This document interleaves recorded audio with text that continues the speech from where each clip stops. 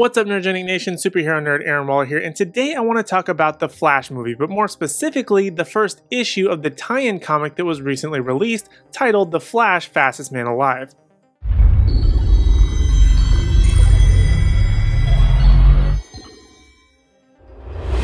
Now, the Flash movie has been shrouded in controversy almost since its creation after having gone through numerous writers, directors, delays, and most recently with star Ezra Miller's antics and the big Warner Brothers shakeup. But it seems like The Flash will be coming at some point, and a huge step forward is this prequel comic being released. After Barry's adventure with the Justice League, he's determined to become a truly skilled and inspirational hero, and in this first issue a new threat emerges in Central City going by the name of Girder, to which Barry turns to Batman for advice on training and to master his powers. Now, in terms of the story for this prequel comic, it feels very disjointed for what is supposed to be a movie tie-in. It feels nothing like Ezra Miller's Flash and Ben Affleck's Batman to me. It's almost like they don't know one another and Barry is regressing rather than progressing. During the story, Barry is dealing with a lot of uncertainty when taking on the hulking villain Girder. And I suppose that makes sense considering that he is a push and runaway type of hero, as was established in Justice League and then reiterated in this comic, which I thought was kind of a subtext arc that he had already gone through when he joined the fight against Darkseid and the Parademons. Batman too feels a bit off. He trains Barry and helps him in his fight against Girder, but it too doesn't feel like the angry Batman we met back in Batman v Superman, and is more of a cheerleader who encourages Barry of his capabilities rather than giving him the tough love that I would have expected from Batman. The story also introduces a brand new Flash suit from the Justice League version, though it doesn't quite appear to fit the one from the trailers and seems to be a bit of a hybrid of the Flash TV show with a little collar and the one we see in the trailer. Now, I could be wrong here, or maybe he's just going to receive another suit upgrade by the time of the film. For that, we'll just have to wait and see.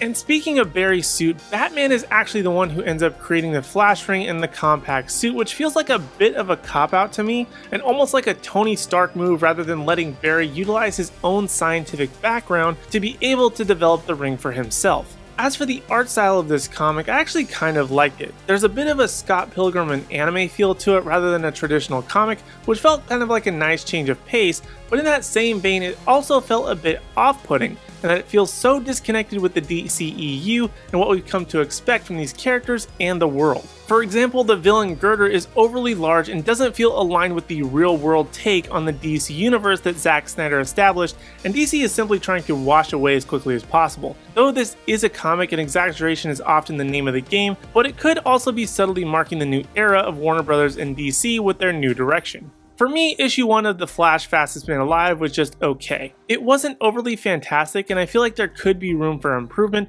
so I wouldn't exactly rush out to read it. Plus, this is issue 1 of a 3-issue run as far as I'm aware, so the story isn't quite finished yet. I would recommend waiting to give this a read until closer to the film's actual release, whenever that may be, or just avoid it as it will likely have nothing to do with anything that happens in setting up the film's plot or its development. So those are my thoughts on The Flash Fastest Man Alive issue 1 movie tie-in comic, but now I want to hear from you in the Nerdgenic community. After everything that's happened both with Ezra Miller and the big Warner Brothers shakeup, are you still even excited for The Flash? Do you think that the tie-in comic will have any ramifications into the movie? Let me know in the comment section down below. And while you're down there, be sure to hit like, subscribe, and ring the bell notification so you don't miss out on any future videos from me or the rest of the Nerdgenic team. And also be sure to give us a like and follow across all social media platforms at Nerdgenic. That way you don't miss out on any special news, announcements, or articles at nerdgenic.com. But in the meantime, if you want even more DC content from us, check out this DC playlist right over here. Or if you want to keep with comic book stuff, check out my History of playlist right over here, where I give the comic book history of various heroes and villains with a new character added every single week. Other than that, thank you guys so much for watching. We really do appreciate it. We hope to see you in the next video.